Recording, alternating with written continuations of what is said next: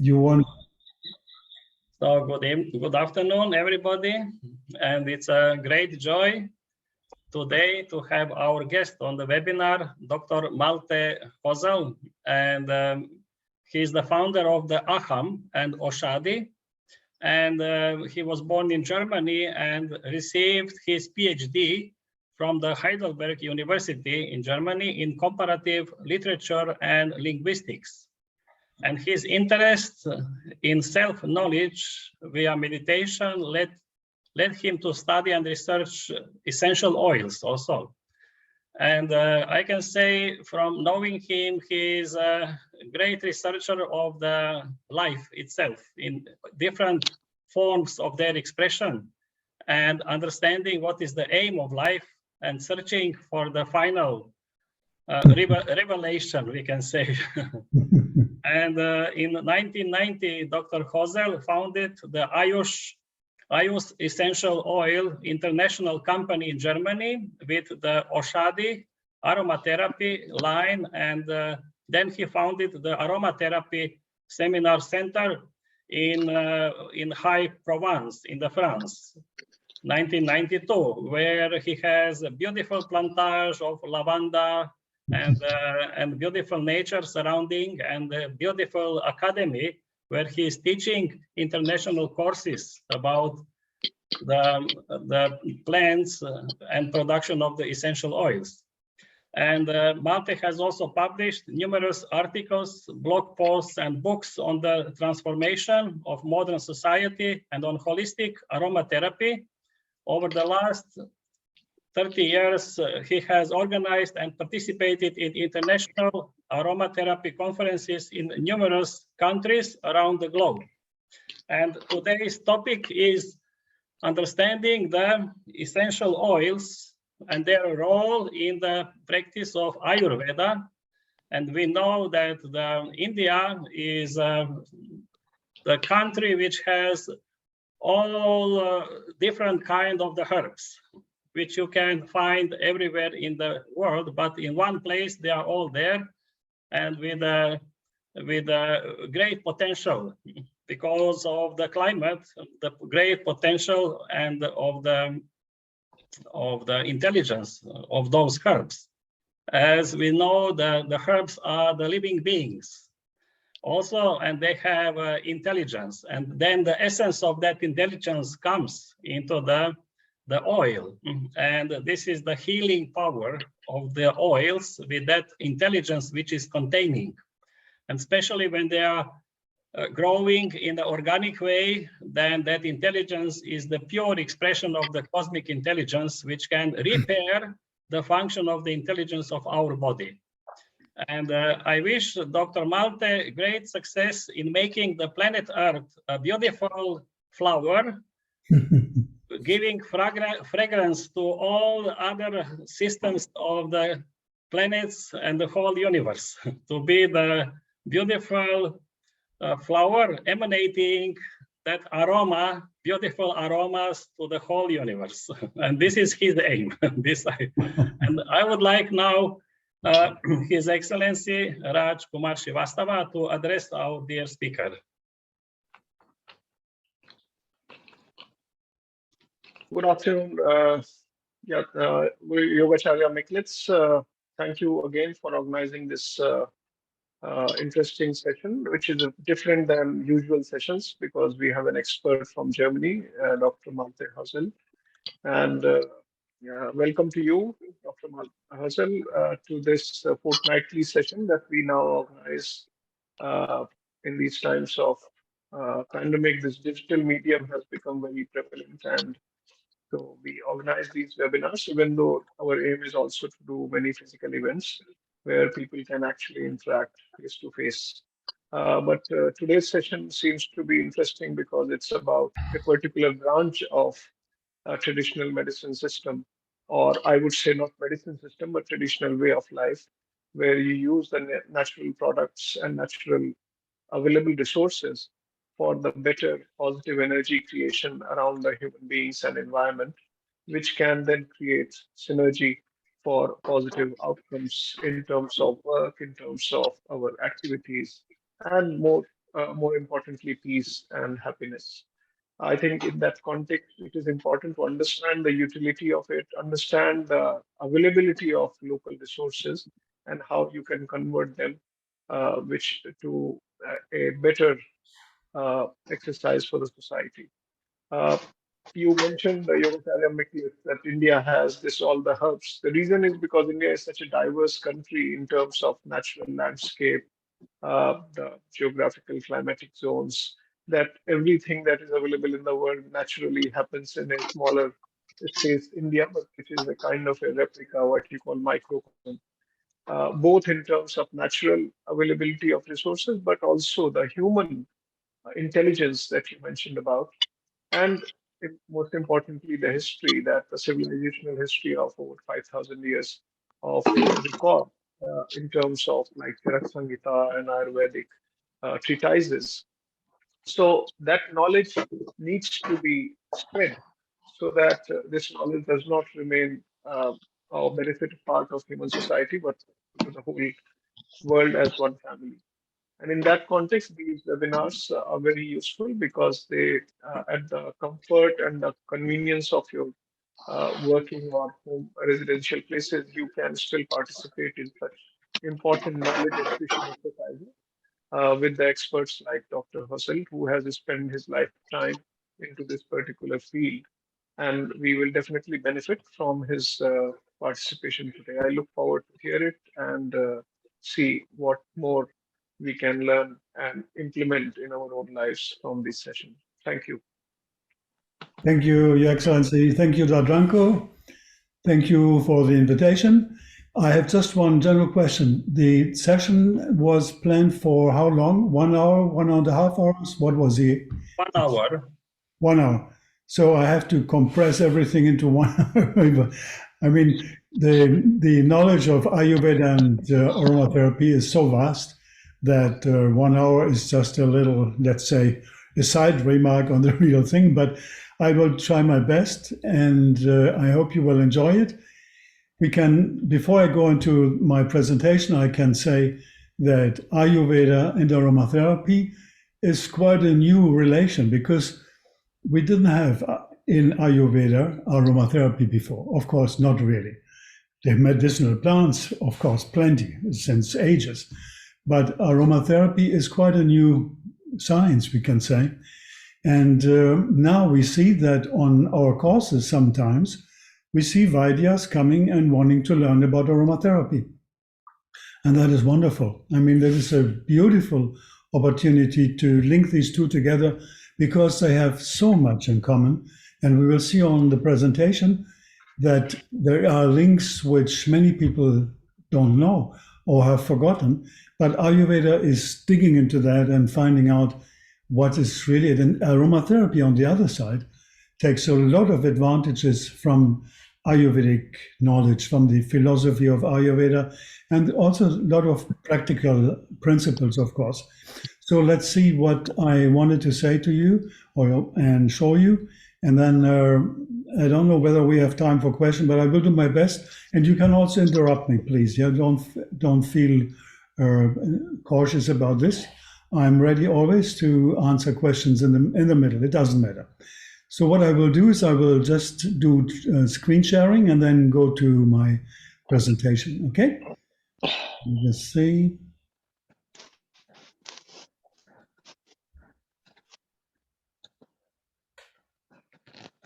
Do you see my screen? Yes.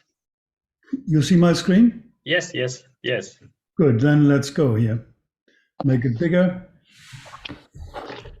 Okay, so the principle, of course, is clear. We are dealing in the world of aromatherapy with the same principles.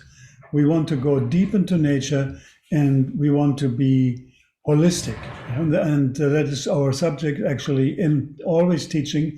What we do, we teach holistic aromatherapy. That means we want to be medicinal, we want to be practical, we want to be empirical, we want to be scientific, but also ethnobotanical, and most important of all, spiritual, because that part is not present in modern medicine. Yeah, that is the problem. Yeah.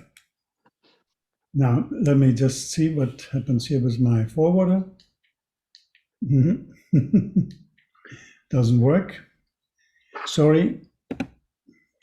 There's something with the here now.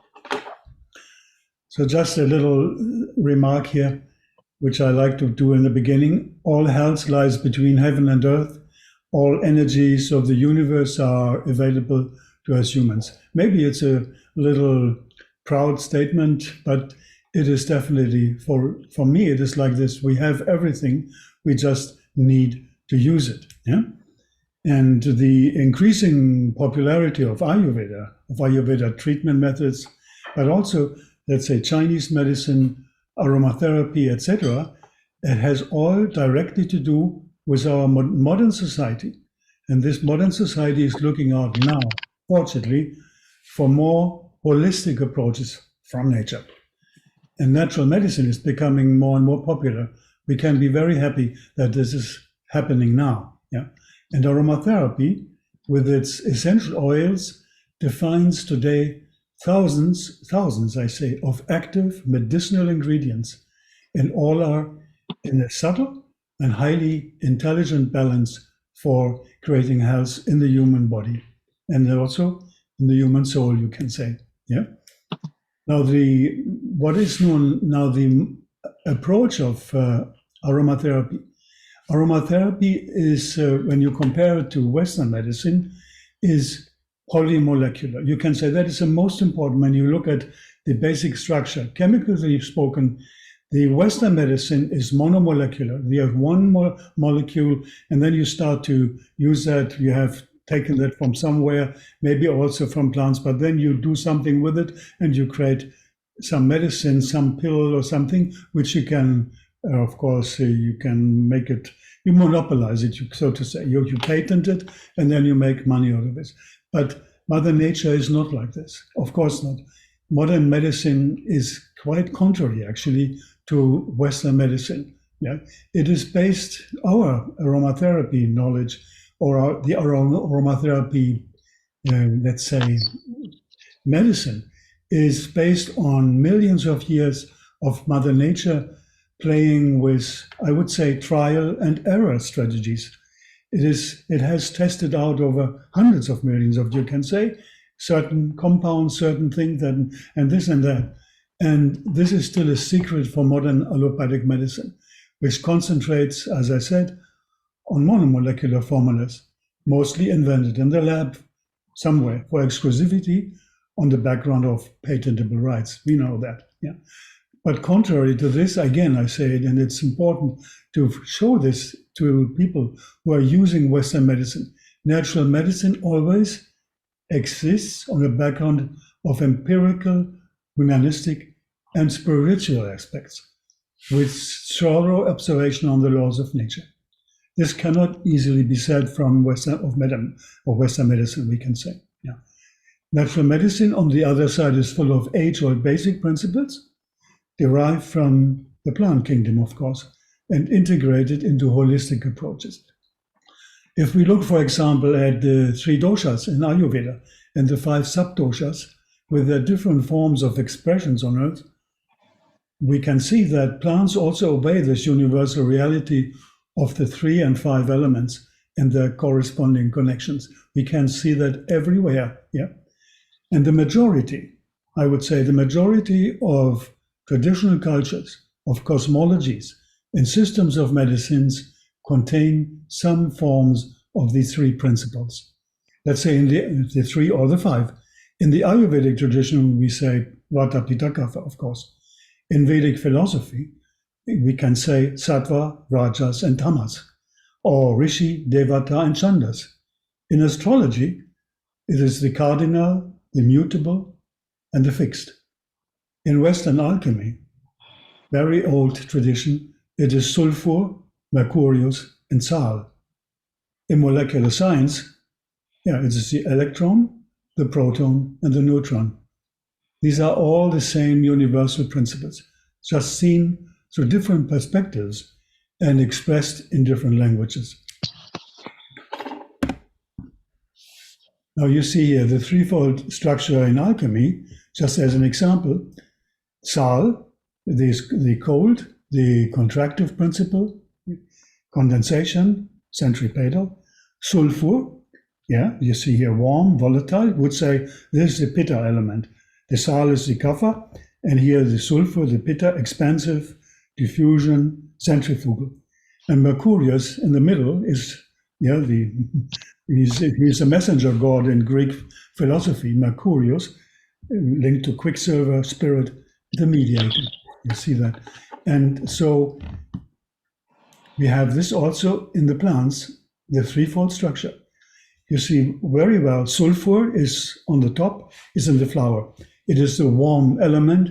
Today, biologists say, well, the flower is the hottest organ of the plant. We can measure that. Mercurius, or mercury here, in the middle, the mediator, it is, we will see, it is linked to the central system of breathing and heart beating, of rhythms. And then you have sal, and that is the element in the root. Yeah. Now here we have again another picture, the flower, colorful or red. Yeah, Pitta Vata in Ayurveda. Mercurius, the leaves, green, Vata Kapha. And Sal, the root, is poor or dark color, Kapha. Now these principles often we cannot understand. I have a very nice quote here from Albert Einstein. Let me just read it to you here. The human mind is not capable of grasping the universe. We are like little children entering a huge library. The walls are covered to the ceilings with books in many different tongues. The child knows that someone must have written these books. It does not know who or how. It does not understand the languages in which they are written. But the child notes a definite plan in the arrangement of the books, a mysterious order which it does not comprehend, but only dimly suspects. That's a little bit our situation, you can say. Yeah. Now we have, of course, the fivefold structure as a universal principle everywhere. The five elements, you know very well, Ayurveda is very much based on that, with earth, water, fire, air, space. But the Akasha or space element was kind of distilled out of Western philosophy. As a child, I never learned about the fifth element, which is the most important, Akasha, in Ayurveda, so important. And in the plant kingdom, present, but nobody learned about it because it's too abstract. What is Akasha? What is space? Space cannot be an element, it's not matter. But you see that also here we have already such a marker for the different approaches of West and East. The non-visible is the more powerful, but the West cannot touch it because it is matter-oriented. Yeah? And that makes it very, very difficult for us. Here you have five, just a little nice picture, 5 petals in the blossom. The principle, let me see, that was actually wrong. I have to go back. My pointer is terrible. Yeah, here. The 5 petals in the blossoms, here you see, there are thousands, I say here, thousands of species, both wild and cultivated, with 5 petals. The number 5 is very, very present in nature. And as we've seen, also the number 3, of course. Yeah.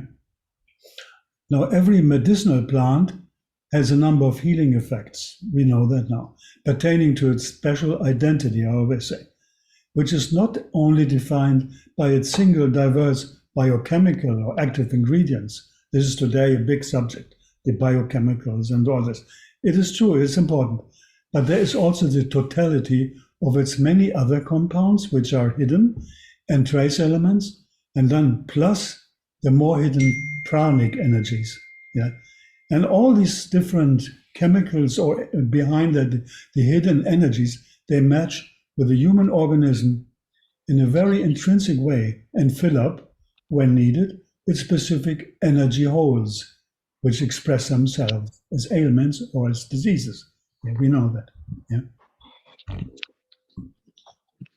Well, let me see here. There's something.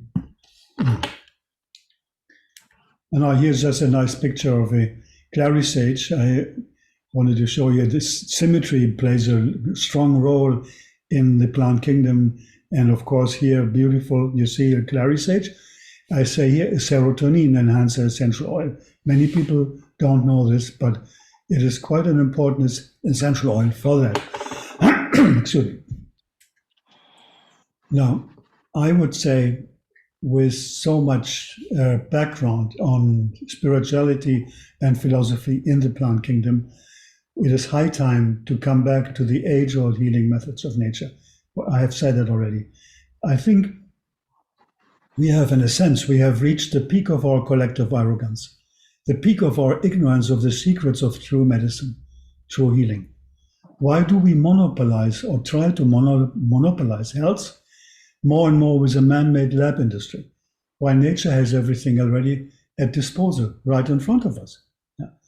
I think the CAM, complementary alternative medicine, should be the only medical science to be taught at our universities for medical studies. Yeah. We definitely need an alternative paradigm for a new understanding of health and disease. If we learn to understand that the universe is on its basis woven by pranic energies, and that is Ayurveda, intelligent vibrations, consciousness, we would certainly try to refer to this level when it comes to health and disease, and let nature take over as our guide for true healing. Now, here's a beautiful picture I took once in the Himalayas. Ladies just bringing in to the distillery petals of Rosa centifolia, the rose blossoms of the Himalayas. Now, essential oils, when you want to see more into details, they contain more than sometimes 500, 600 different compounds. In the rose oil, it's the case. Yeah, and some of them are not even defined. Each of these compounds has a specific synergistic influence on the other. This explains the differentiated therapeutic effects of each plant or essential oil. And we can say the total of the compounds is more than the isolated parts, also the isolated parts together, in single perspectives. And any of these compounds we want in true medical aromatherapy. We want all of them, which has been either created in the plant or emerged during distillation. You should not forget, distillation changes a lot of the biochemical structure in essential oils. Just through heating in a steam bath, the plant creates sometimes compounds which the plant first does apparently not have. Nature knows how to do it, and nature knows best why and how. It's a complexity of an intrinsic balance of compounds, I say it again, which defines many of the special healing effects of the medicinal plant and its oil. And also it is linked to its subtle, very subtle vibratory intelligence. Okay? Now here you have a nice quote from Vasant Lad, the famous Ayurveda expert working in USA today. Yeah. In his beautiful book, The Yoga of Herbs, he says here, intelligence is contained in the many worlds of nature, not only in our human-centered world, which is so true. And we could say it's the basis of any healing aspect, any healing approach, to understand that this intelligence is everywhere and in many cases just hidden somewhere else. Yeah?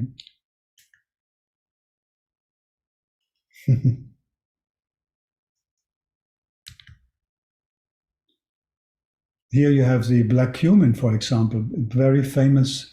Nigella sativa is in Latin name, very famous medicinal plant, also known in India, in Ayurveda. It is very much used in, let's say, more in the Arabic culture. And Muhammad once said, Nigella, black cumin heals everything except death. It's a quote. And you would see in many, many countries where Islam is very present that people use Nigella every day nearly. Yeah. Now we can say it's just an example of the truth of nature.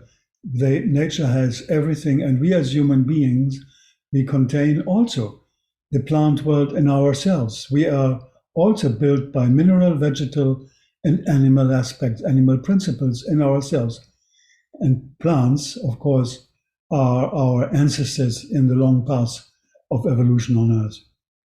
everything had to start with the plants. Otherwise, nothing could happen here on earth, of course. And Ayurveda knows this very well. And the praise of the plants in Ayurvedic literature, in Vedic philosophy, is just fantastic. It's so amazing. I think I have some of these things in my presentation. Yeah. Yeah. And the praise of the plant kingdom is as old as mankind. I wanted to say here, beautiful text from the 10th mandala of Rig Veda. Herbs that sprang up in the time of old, 3 ages earlier than the gods. Reliever is your mother's name, and hence restorers are you called. Rivers are you, with wings that fly. Keep far whatever brings disease. So beautiful. I love this quote here. And here's another one from, let me just see. Here, this one here also from Patanjali, Yoga Sutras. Special powers are revealed at birth or acquired through plants, OSHADHI, repeating sacred words, austerities, or samadhi. See, I mean, when you go through Vedic literature, you find so many things on plant and on their power and everything. We just can bow down to all this. Yeah. The principles of natural healing and the knowledge about healing plants, we have seen that and we know it is as old as mankind. And the Ayurvedic texts like Charak Samhita, which is very old, this beautiful Ayurvedic text describes that the knowledge of the plants was handed down from the gods to the sages or rishis of early mankind.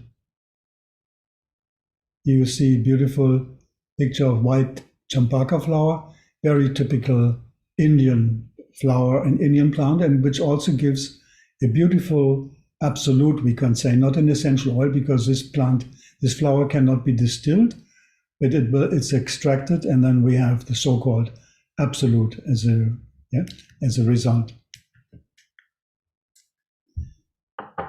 Now we have a nice picture here of a shaman preparing medicine, shaman in Indonesia, with clove bud, which is a sacred plant on certain islands in Indonesia, and is one of the strongest antioxidants in nature. Yeah, we can only say we have nothing to add. Everything is there. We have nothing to invent. Everything, universal or true, everything which has to do with the internal continuum of life in the universe, it can be gross or it can be subtle. Everything is already there. Everything which has to do with healing as well is already there. We just need to remember as it was before.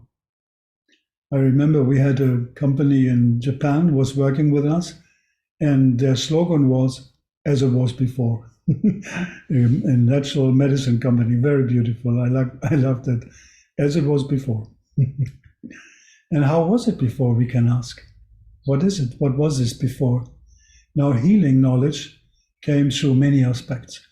The most important was revelation, actually, from spirit, then tradition from our ancestors, intuition from refined inner awareness, communication from direct dialogue with the plant kingdom, for example, observation from understanding the laws of nature, for example, experimentation from repeated experiences and healing results, and last not least, also unification.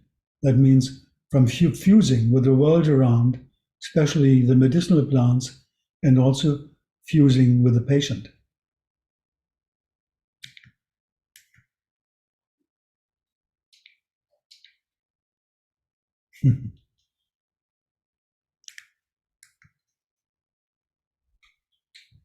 Well, I wanted to show you something else, but my pointer is not so good here. Now good, let's take this beautiful picture, because medicinal plants are made from light, yeah, that they have absorbed, we can say, cosmic and stellar energies, and these energies mean light, yeah. It is with their leaves that the plants suck in the vital forces hidden in the ways of light, and then they store them in their tissues, and allowing us, you can say, to be eaten, allowing us that they get eaten, they transmit these vital forces to other creatures, and including ourselves. And this is what this picture wanted to say here, from light to light, from their light to our light. In the dependence, we can say, from soil and air, and the day and night rhythms, the seasonal rhythms, and in the intrinsic openness to solar, lunar, and also stellar radiations, plants absorb terrestrial and cosmic influences. We know that. And these influences deeply, deeply perfuse themselves into the core of their physical and chemical structure. And this defines the very fingerprint of their healing energy.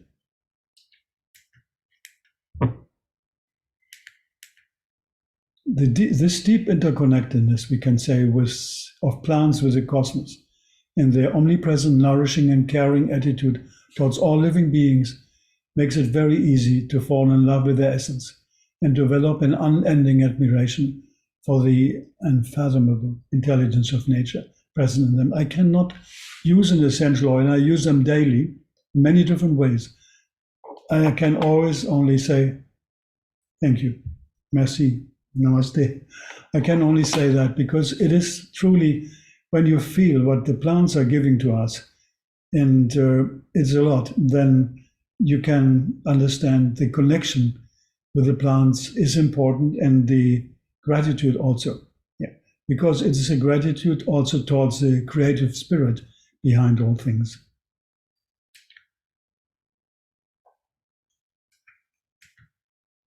Now, let me just go a little further.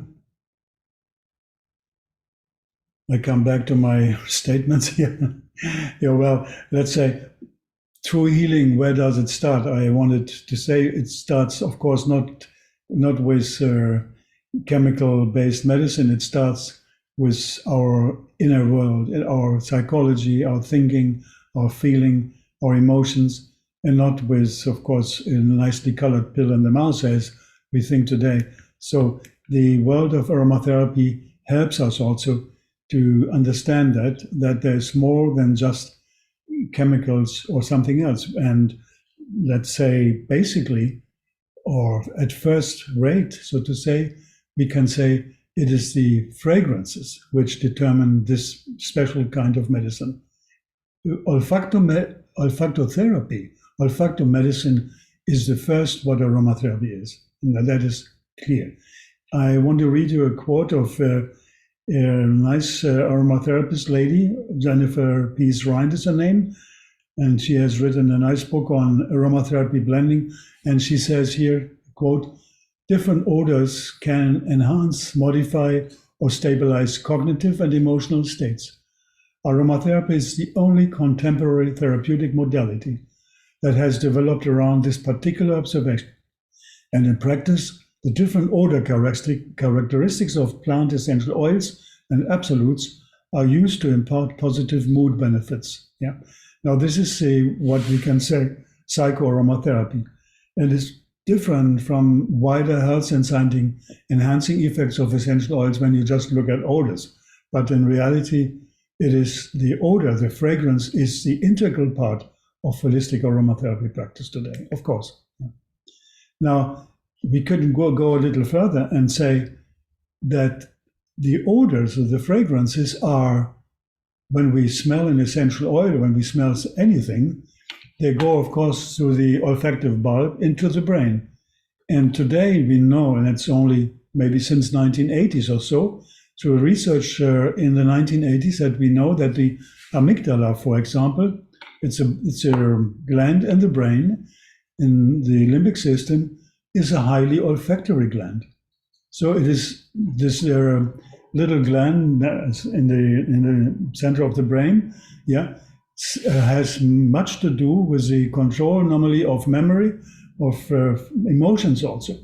And the amygdala is specifically important when it comes to processing strong emotions and records our reactions, and particularly also linked to fear, yeah, anger, stress, and so on. It's actually, you can say, the stress center in the brain where the stress is modified or, let's say, absorbed, but also stored. So when the amygdala is triggered by olfactory impulses, these things can come out and can be released. Yeah. And it is quite interesting that here in Germany at the University of Bochum, there's a whole team of scientists. Professor Hutt is the, let's say, the director of this team, and they do olfactory research. Much of this with essential oils to show how important it is to use olfactory impulses for healing. And maybe we know or we don't know, we remember the COVID crisis. The people all of a sudden lose the sense of smell. That was the first thing, and then taste and all this. But then research shows that the COVID virus goes first to the nose into the olfactive center, olfactory bulb, and then from there travels around the body and goes first into the lungs and so. So it is quite interesting that by using essential oils as a defense system also against viruses, for example, bacteria and so on, we can influence our whole system positively and defend ourselves. Yeah? Now here again, it's another interesting quote on the fragrance from Jane Buckle, Clinical Aromatherapy. Beautiful book, very informative. I mean, there's thousands of books today on aromatherapy, and some of them are very, very informational. And here she says also in terms of smell, our sense of smell is located in the catacombs of the most primitive area of the brain, and it's extremely powerful. Smell can produce all sorts of physical reactions ranging from nausea to napping. The amygdala, the brain's emotional center, is located in the limbic system, we have seen that, and is directly connected to the olfactory bulb. Rage and fear are processed on the amygdala, and both contribute to heart disease, for example. Yeah, she says here. Our studies at Columbia have found that diluted essential oils rubbed on the feet, for example, affected some volunteers' autonomic nervous system within minutes. Let me just go further.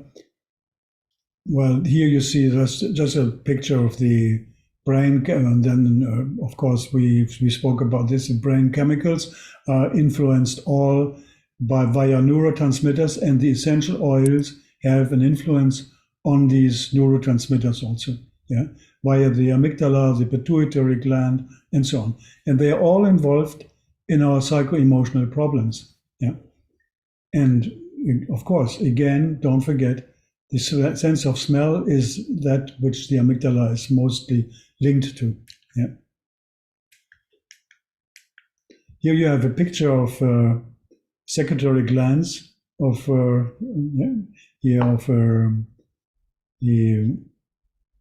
this is clarisage, right? Yeah, it's a clarisage.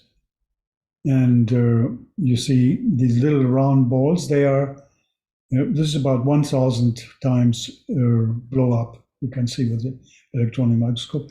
And the little round balls are glands of essential oils on the surface of clarisage. Yeah. Now we can maybe go on a little bit here. Yeah. Now we have, we can say, in Ayurveda, like in aromatherapy, we know that there are many more plants than those which are, let's say, recorded or known. There are many, many more. And we keep discovering many essential oil plants also over time. During my, let's say, history of looking into aromatherapy, we have seen every year new essential oils coming up, because people know medicinal plants, but they don't think that there may be also essential oils in them. Today, we see that, yeah? And this is a beautiful discovery, and we can be very happy that this happens today, that we discover more and more the secrets of nature within the essential oils also. We should not forget, an essential oil is, you can say, statistically or an average, about 200 times stronger than the corresponding herb when you would take the measure, let's say the weight of it. So that is a powerful medicine which has to be used also in a very intelligent, creative way, but then it has many, many, many effects. Now I wanted to show you this here. Right. I say here the healing rishis are still here. This pictures of one of maybe the first international congress on Ayurveda, which was organized by my master Maharishi Mahesh Yogi in New Delhi. I think it was 1987, and you had amazing people there, amazing Vaidyas around here. You see them sitting there around Maharishi. And on the left, you see Dr. Triguna, a very famous Ayurvedic physician. Dr. Vivedi on the right. Here on the left, Balraj Maharishi, plant seer and amazing, was venerated as a saint in South India. And Dr. Raju in the middle. And so you see all these seers, plant seers, medicinal plant seers, they are still there, or they are new ones now, and we just have to take advantage in using Ayurveda in the right way, and then connect, in our case, with holistic aromatherapy. It's a beautiful future for natural medicine if this can happen. Yeah. Now here's a nice quote from Maharishi. There you can see just the whole physiology is just like the physiology of a leaf, the physiology of a flower, and the physiology of a fruit. Yeah? The physiology of many, many expressions of the unmanifest transcendental value of the sap. One doesn't see the sap. What one sees is leaves, flowers, fruits, branches. And that is the beauty of Ayurveda, of Vedic philosophy, of Vedic knowledge, Vedic science, we can say. That Vedic science looks at the sap, means at that which is hidden, but which has, as I said before, the incredible power, from deep inside. Because the deeper we go, the more unmanifest we go, the greater is the energy, the greater is the power. Yeah. Now, when we speak of health and disease, we usually say, well, disease is a curse, or what is it? is a bad omen, is a bad karma, or what? But it's not all of this. It's also here we have to expand our perspective sometimes. I want to read you, just for the joy to read it and to make you understand, the welcoming board at the famous Danish botanical garden of Tranica. Yeah, I found this and I was really impressed what they say here, just at this welcoming board. Yeah, they say here, for thousands of years, plants with medicinal properties have been mankind's most important means in the fight against sickness and death. It can be difficult for the individual to see anything positive about infections and sickness. For mankind as a whole, however, it must be recognized that sickness, infections, and death have been an inevitable element in the evolution of our species. The history of medicine is an exciting story of life and death, magic and science, technology and research. Even though most medicine today is produced by chemical means, but up to 30% of it originates still from plants.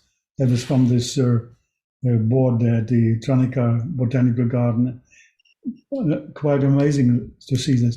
Now let's look at this here. Here you see just let's say a chart on therapeutic uses of essential oils, and it's quite complex. We don't need to go all to the details here, but we see anti-inflammatory, antiparasitic, anti-allergic, strengthens immune system, antibacterial, antiviral, of course. Yeah, maintains cardiovascular system, pesticidal activity, hepatoprotective, and so on. You can say this is not a full perspective. It just gives some examples of what aromatherapy is linked to and what it can do. But it's, of course, much, much more. Yeah. Now I want to show you a few examples, just a few of medicinal plants of India, which are used in Ayurveda, but also used in aromatherapy. Here, for example, you have the Angelica, but the Indian Angelica, the Angelica glauca. In Europe, in Western, we use more let's say not in Ayurveda, but in Western natural medicine. We also in aromatherapy, we use the Angelica archangelica. Here's the Angelica glauca. Yeah, and it is root oil, is distilled from the roots of the herb, and it's as also the other one here in the West, very anxiolytic, antidepressant, acts as a strong nerve tonic. Yeah, it's a very strong energizer. It's a beautiful oil also for the evening, for the night. Yeah, it gives, according to Ayurvedic research, gives back the contact with the real and makes it livable. Yeah, it works directly, as research has shown, on our brain chemistry, releases neurotransmitters and makes us feel awake, but actually very tranquil by being awake and with a zest for life and existence. That is just, let's say, one possibility. Here you have the Artemisia annua, the sweet wormwood. Very interesting medicinal plants used also in Indian Ayurvedic medicine, hardly known in the West, or let's say forgotten, because it's definitely, the whole genus Artemisia is definitely an amazing medicinal group of species, but we don't care about it anymore here. But Artemisia annua is in aromatherapy very interesting to treat menstrual discomfort, also headaches, fungal skin infections, for example, fevers, and then also as inhalation, it helps to treat all kinds of respiratory problems, such as nasal catarrh, coughing, pulmonary congestions, etc. But what is even more important is that what was discovered during the COVID crisis, it is one of the nature's major natural antiviral medicines. In Madagascar, President Rajoelina refused vaccination to the great, let's say, protest of the World Health Organization. What he did, he used essential oils, mixture together with where Artemisia annua, Artemisia afra, Ravinsara, and very specific plant from Madagascar were given to the population as drinks, and it was amazing, the result. So we can say this plant here is quite a powerful engineer of health, but we have to know it and use it. Yeah, that is often not the case, of course. Here, everybody knows cinnamon bark. It's an amazing, beautiful oil, most of it from India. Yeah, so powerful, absolutely great, and it has this revitalizing, invigorating force, which spicy oils often have. Yeah, they're due to their warming tropical character. And it is in biochemistry, we would say it has a phenolic nature. Phenolic means very hot, very powerful antibacterial, antiviral, but actually it's more like the cinnamic aldehyde. It's an aldehyde which creates it. Very, very strong for the digestive system, of course, at the same time, neuromuscular relaxer, and beautiful to help ourselves against cold, fever, and flu, and such things. It is an oil which we have to use in winter, definitely, yes. And I would say here in Germany, there is a certain collective addiction to cinnamon. Cultures have that sometimes. So cinnamon and chamomile, for example, are very strong here in Germany. When you go over to the other side of the Rhine, we are very near the French border, you don't have that. France has its own addictive plant medicine, so to say. Yeah? Anyway. Now, don't go to this here now. Let's rather quickly go to some other plant here. This is the famous Nagamota, also an Ayurvedic plant, yeah, Cyperoscariosus. It's it's an invasive plant in India. People take it out because the farmers hate it. It invades the fields, everything. But it is a very powerful medicinal plant and an incredible essential oil also, Nagamota, or cypriol as we call it also. And this has, in Charak Samhita, it has its meaning. It has been mentioned by Charaka several times as an excellent remedy for treating digestive disorders, also fevers, dysmenorrhea, and certain other health conditions. But what also is interesting, and that makes it linked to the famous Jatamansi or spikenard, It is very, very helpful against convulsions, epilepsy. It's considered a remedy today, in modern holistic aromatherapy. And also in TCM and traditional Chinese medicine, it is highly regarded as one of the primary qis, meaning the primary energies of prana or life force. And so we can be really happy to have this as an essential oil, because Jatamansi is getting very, very difficult. It belongs now to the endangered species, and there's a whole catalog of procedures before you can get the oil mostly from the Himalayas or Nepal, mostly. Now, of course, the famous frankincense, the Indian frankincense, Boswellia serrata, very beautiful essential oil and very powerful, used, of course, as a plant in Ayurvedic medicine. It's called dup in Sanskrit. Dupa, there's fragrance in Sanskrit language. And frankincense and the essential oil have been used for thousands of years in Ayurvedic medicine.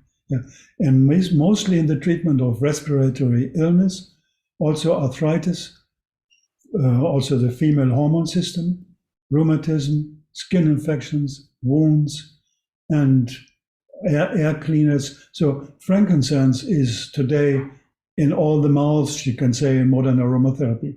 The serrata type from India, as well as Boswellia cateri from Somalia or Boswellia sacra from Oman, they all belong to the catalog of the frankincenses, or Palo Santo even, from South America. And these oils are incredible healers. And not to forget, they also used in modern anti-cancer therapy.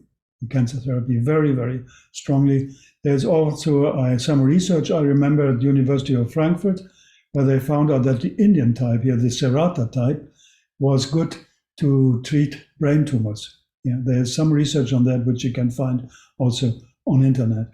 It's an amazing oil, and we cannot praise it enough that nature has given us this beautiful treasure, these liquid pearls from the tree of life, we can say, for such a beautiful, for joyous. It also gives euphoria in a sense. It uplifts the spirit.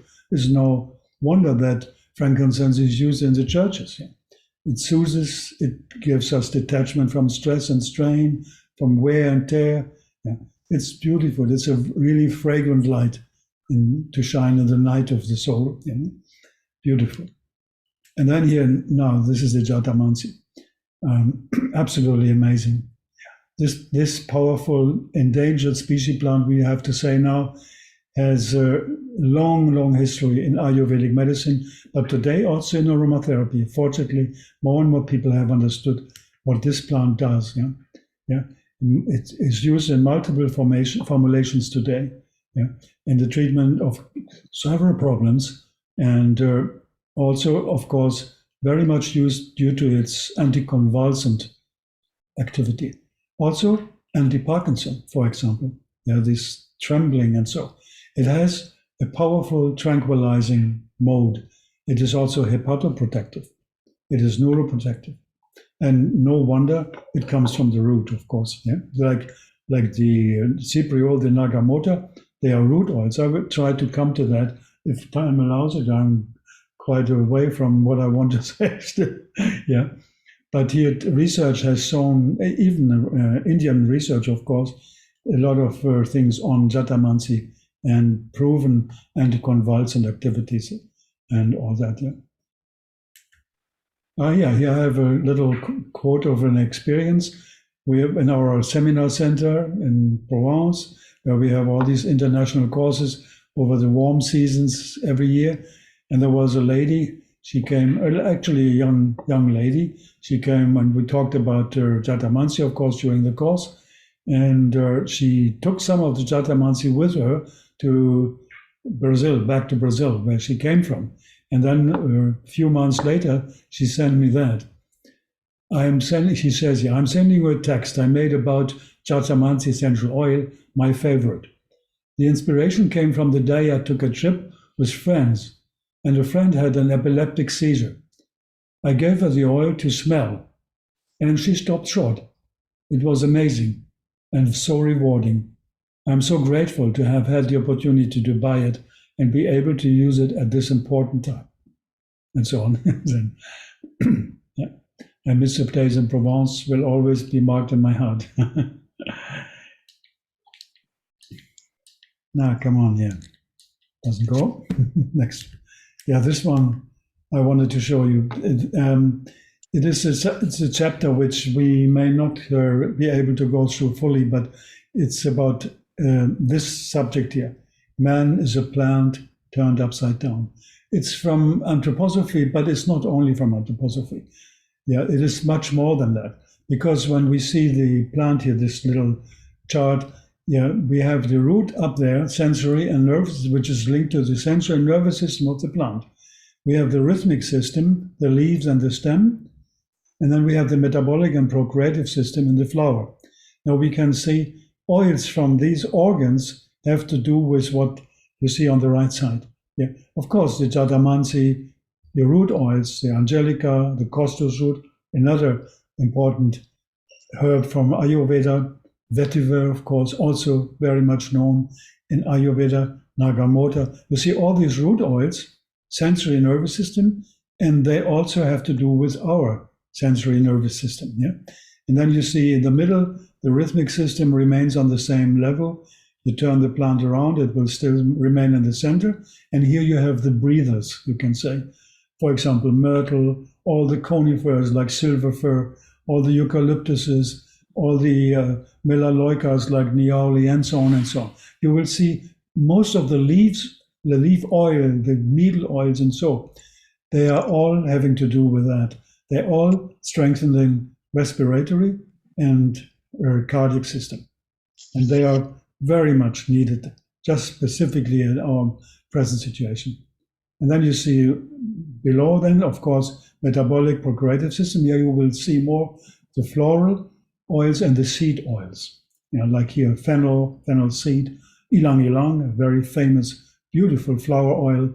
Then you see cumin, seed oil, of course, coriander, seed oil, and so on.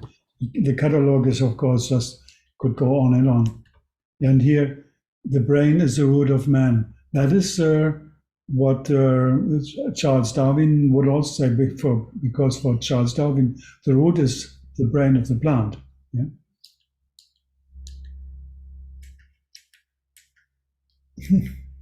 Now, here you see plant is a man turned upside down. Now I make it the other way around. Yeah, and the root is the brain of the plant, as I said. Now, you want to hear this quote of Charles Darwin, and it's a little interesting here. In this book, The Power of Movements of Plants, he says here, it is hardly an exaggeration to say that the tip of the radicle of the plant, thus endowed with sensitivity and having the power of directing the movements of the adjoining parts, acts like the brain of one of the lower animals, the brain being seated within the anterior ends of the body, receiving impressions from the sense organs and directing the several movement. If we need to find an integrative processing part of the plant, we need to look at the roots. And we can add to this, if we want to find the integrative processing part of the human beings, we need to look, of course, at the brain and the heart, and to where they are connected to, of course. And this is beyond biochemistry. It's beyond neuroscience. It is even beyond quantum physics. It is on the prana level, Ayurveda would say, on that level where we have the intelligent life force of the universe present. Of course, the root is the central nervous system of the plant. The plant thinks with the root, feels with the root. The medicinal value of root oils, therefore, is often for the higher energy centers of us humans. We need root essential oils to ground us in the intelligence of Mother Earth. Well, I have something to say on this more from the anthroposophical side, but I think we stop that, and I just want to show you a few pictures. Let me just go further. Yeah, that is just a very nice picture here from, you see. It's the same subject, just in form of picture. Yeah. And this I wanted to show you again from the Vedas. The roots of this tree grow in heaven, says Rig Veda 10th mandala. So man's root grows in heaven. That means in cosmic consciousness. Yeah. And here I just quote Sri Paramahansa Yogananda, a famous master, Indian Vedic master. Yeah. The physical body with roots of hair, cerebrospinal trunk, nerve branches, and balls of hands and feet bears a resemblance to an inverted tree. This is very interesting. Some yogis do not cut their hair, but keep it long to draw from the ether a greater quantity of cosmic rays. And here, maybe last not least, you see the famous Ashwatha tree of the Vedic science. Here you see the root. The tree is turned upside down. It's again the upside down tree. And here a quote from a very famous Indian yogic master, Yogiraj Lahiri Mahasaya. He says here, with its original root above in the eternal, its branches extending below, the Ashwatha, Ficus religiosa, I just added that, is the botanical name, is said to be eternal and imperishable. Its leaves are the hymns of the Veda. He who knows them knows the Veda. This only yogis can understand. So we may want to say again, taking care of our roots is taking care of our consciousness. And the plants and the essential oils help us to connect the high and the low, the ethereal and the terrestrial in us. Actually, in German, we say ätherische Öle for essential oils, means etheric essential oils. They are as etheric as they are terrestrial, grounding and uplifting at the same time. The alchemists would say, as above, so below. Yeah. Grounding and opening up to our innermost nature, yeah, which is rooted in living the polarity of life, but also the polarity of heaven on earth. Or we can say, yeah, heaven and earth and heaven on earth. Okay, listen, I think I go over my time. I have done maybe 1/3 of my presentation, but time is like this, and I hope you enjoyed it. And if you have any questions, please, let's take a few minutes for that. Yeah? I will stop the screen sharing.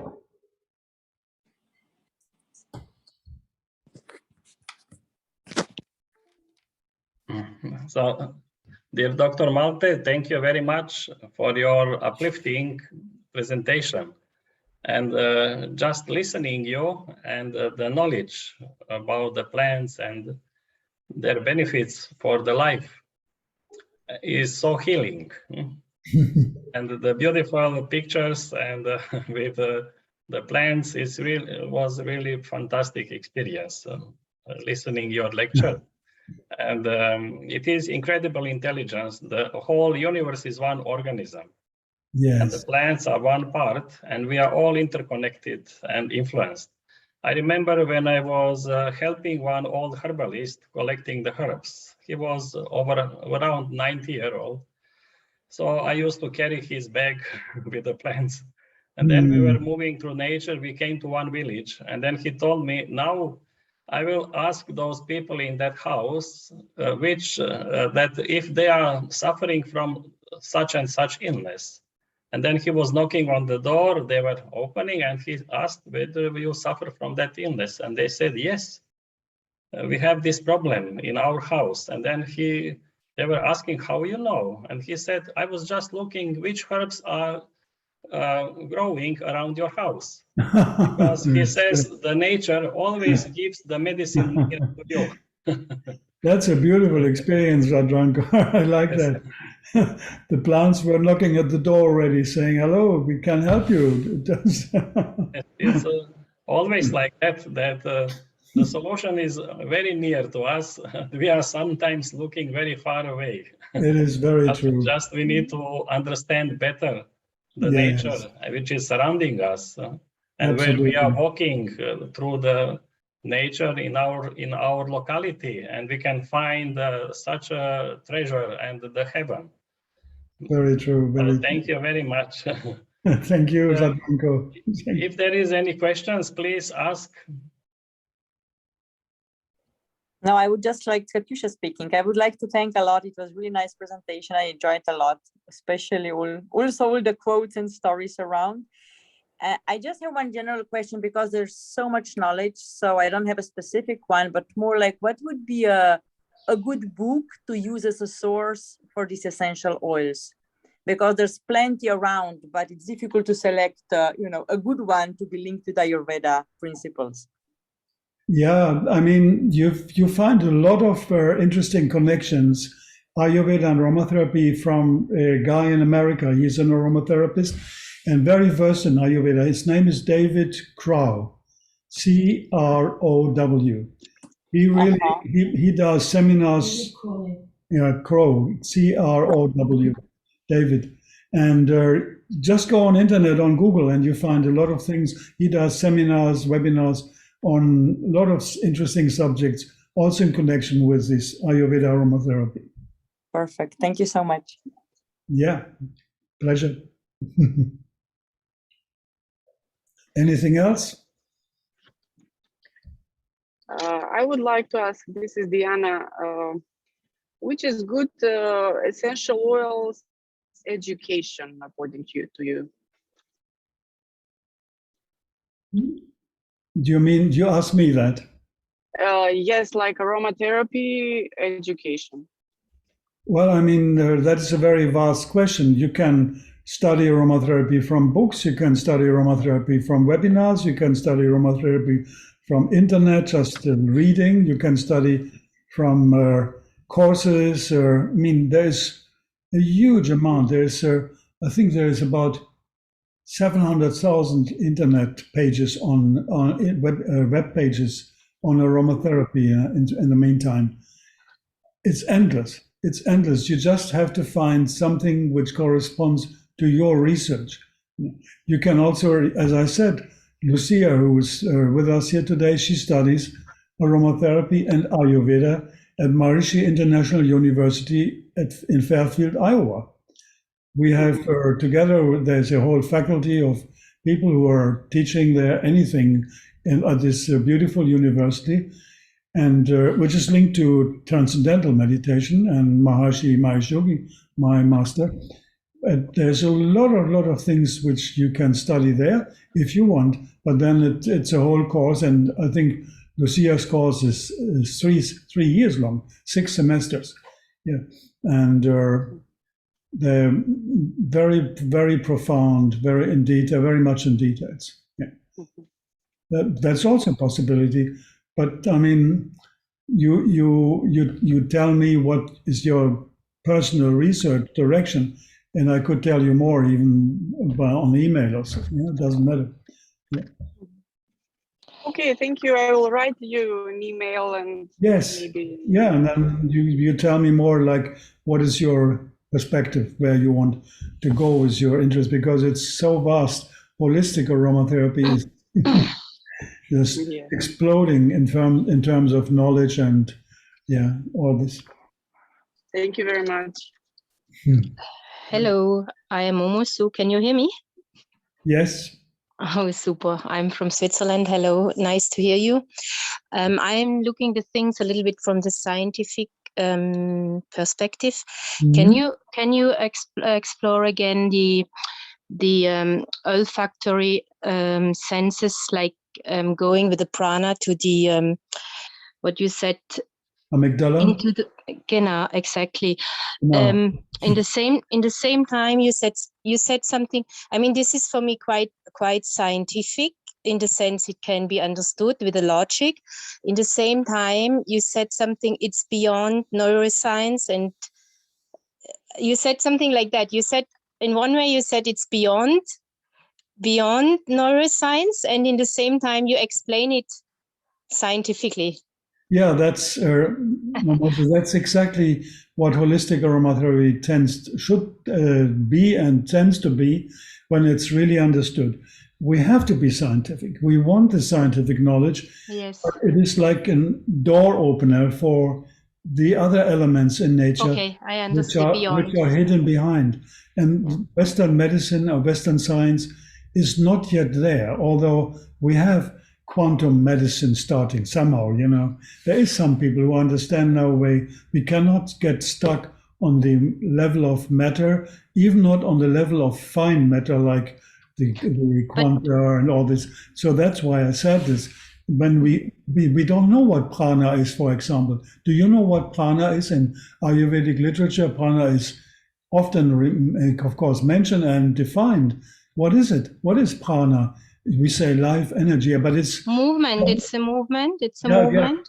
yeah, it's more than that. You know, pranayama is not just here doing this, you know, movement, but it is the life force hidden behind matter, hidden behind matter. Okay. And you want to experience this life force, and when you meditate, you can experience exactly, your life force inside the spinal cord, for example, and the nadis, the 72,000 nadis, the vibrational energy channels in the human body, or you know meridians. The meridians, you can experience that, but Western science does not speak about this. Yeah. Yes.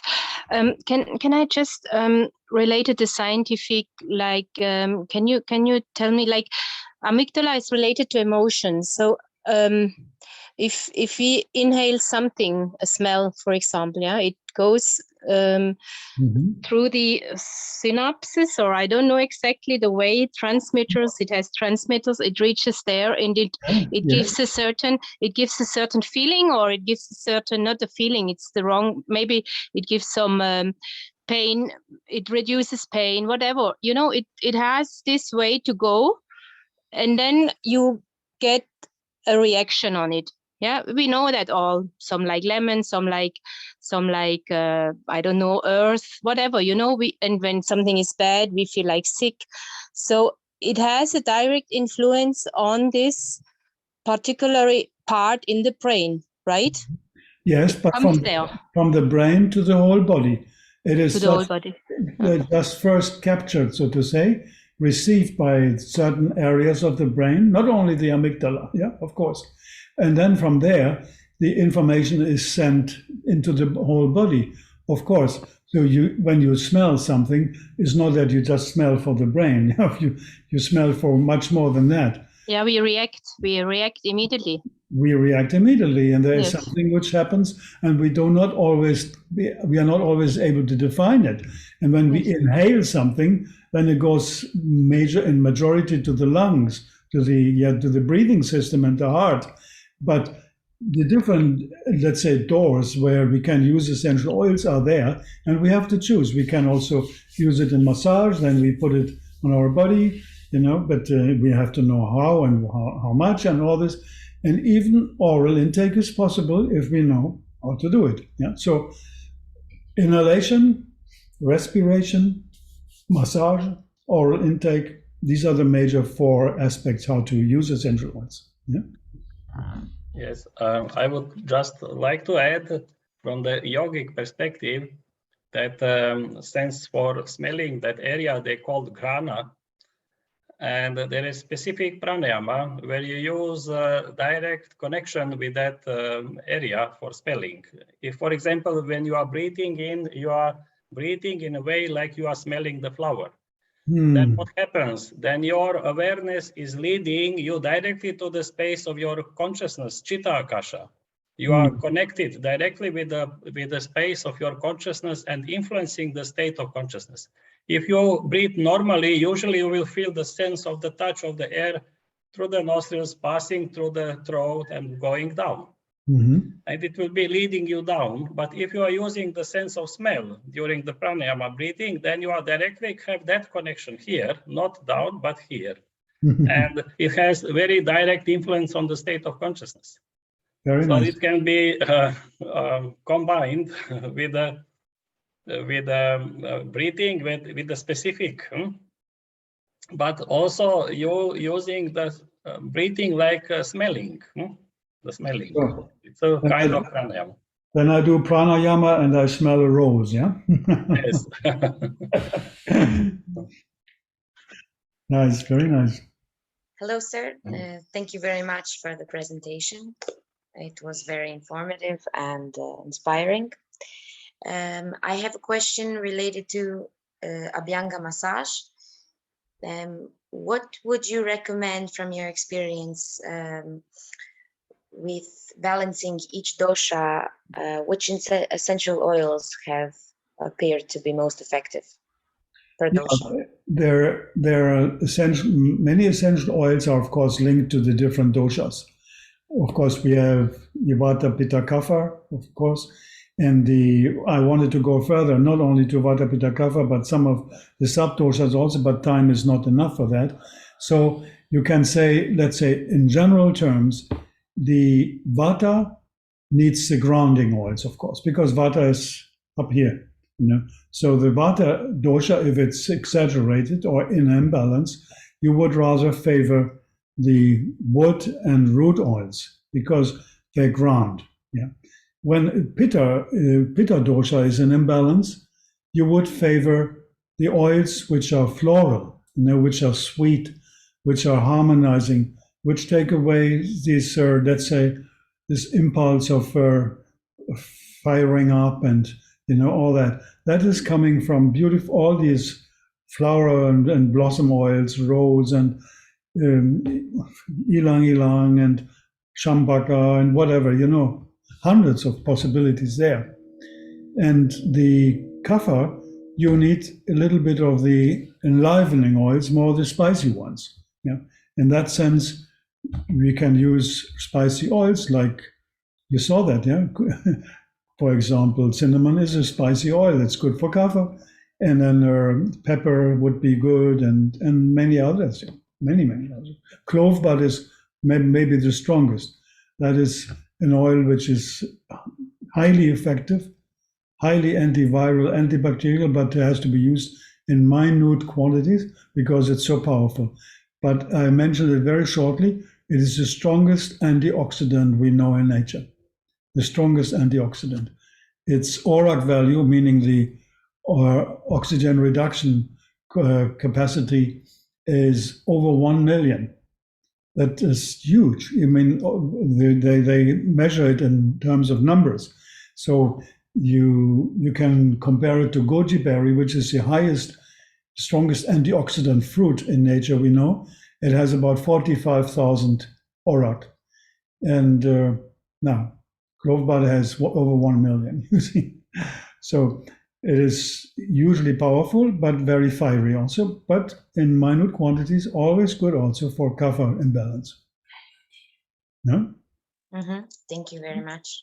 Mm-hmm. Also, something I wanted to ask about your opinion, looking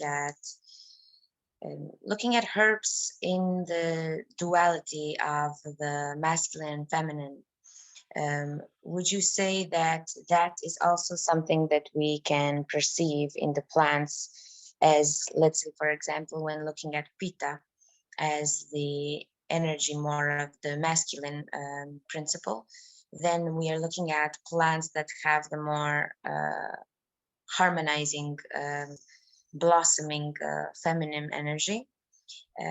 For example, like lavanda, or when looking at the more, let's say, kapha, like, I don't know, rosemary. Is this something that is looked at in the perspective of Ayurveda and aromatherapy? I have not really so much research on this duality, female, male, in terms of doshas. I must say, I have seen as many fiery women as men in my life. So I don't think it is this question. It's more, where's the orientation? Of course, you can say a man naturally is more, in terms of Chinese medicine, is more yang, and the woman is more yin. So the man is more, let's say, linked to certain energies here, and the woman is more linked to certain energies, earth energies, due to her outfit and also the birth giving and all this. This is more a yin energy. But in terms of plants, I mean, most of the plants are monoics. They're the masculine and the female and the male energies are together. The dioic, let's say, separation of male and female is not so often in the plant kingdom. So they do probably have a mission to harmonize both energies in an intelligent way. Vanilla, the vanilla flower has, of course, the male and the female organs one next to the other, and they have to be connected. Today in Madagascar, when you take a vanilla flower, you have to separate you have to open up the separation between these two energies in order to get the real floral, let's say, glorification of the plant. Otherwise, you don't get it. And to get also the vanilla bean, that has to be done through today with the human beings the wedding ladies, they are called in Madagascar, and they open up the separation between the two female and male organs or energies, you see. So this thing with separating the two is very complicated. And we have anyway both energies in us.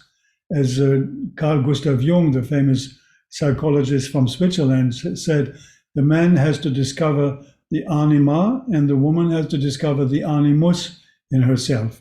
So it is it's more that getting the balance. It's more about energies, you see, and they are present in togetherness.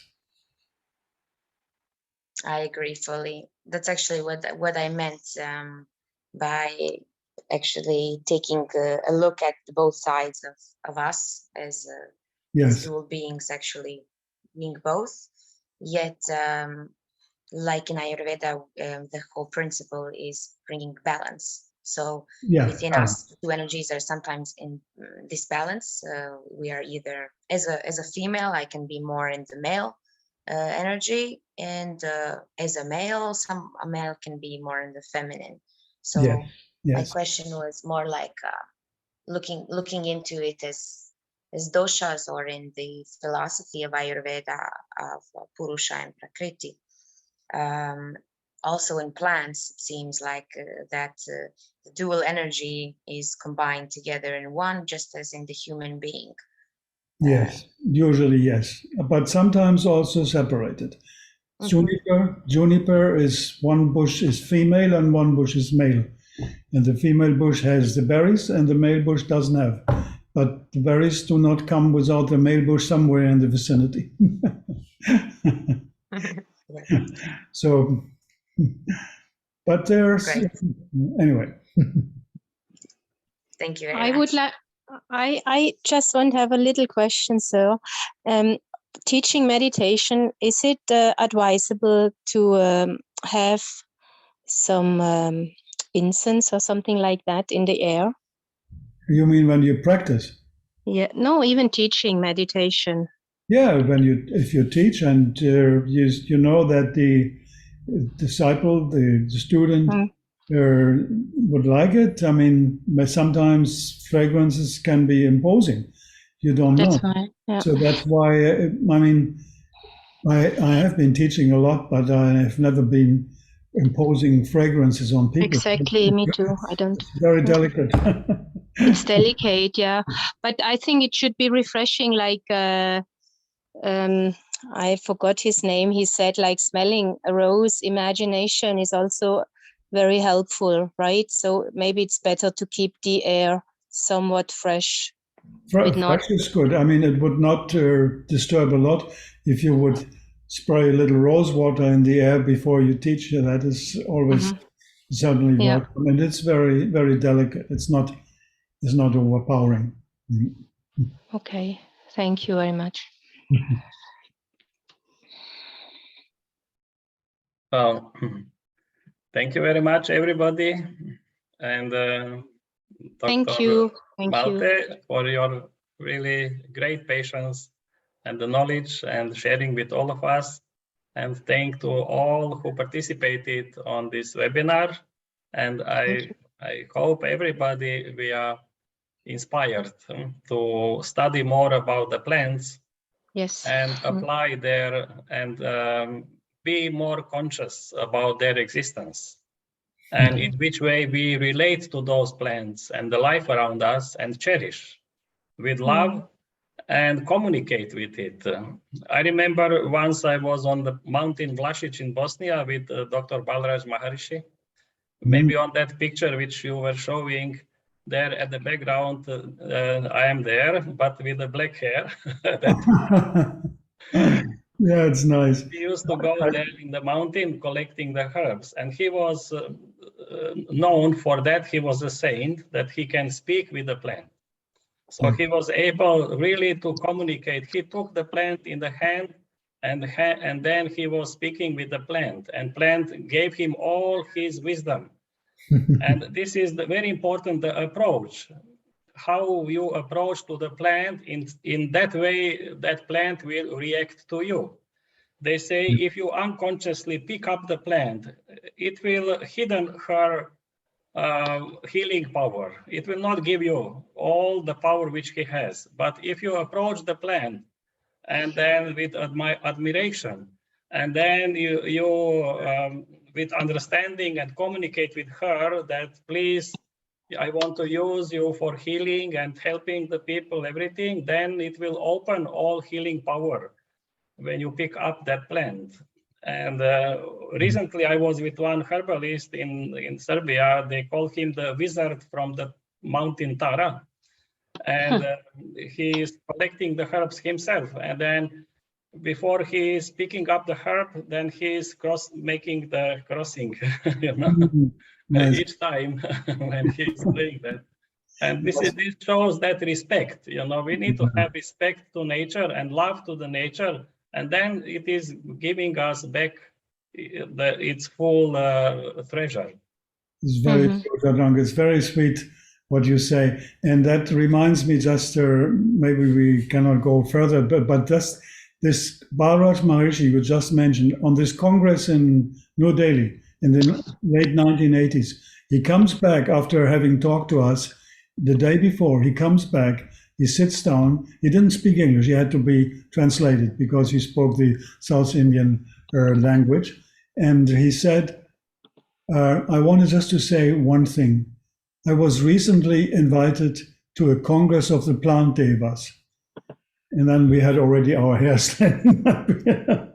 And he said, the Plant Devas have asked me to convey this message to you. They are very well aware of the precarious situation of humanity, and they have promised to do more for us. Yes, beautiful. Thank you very much, everybody. And Thank you, everybody. we hope see you next time also for further knowledge in that field. It's very nice. Thank you very much. Thank you, Thank you everybody, very very much. much. Everybody. And have a beautiful Thank you so evening. much. Yes. Thank you. Thank Thank you. you, Jadrang. Haribo. Thank you, everybody. Namaste. Bye bye. Namaste. Thank you. Namaste.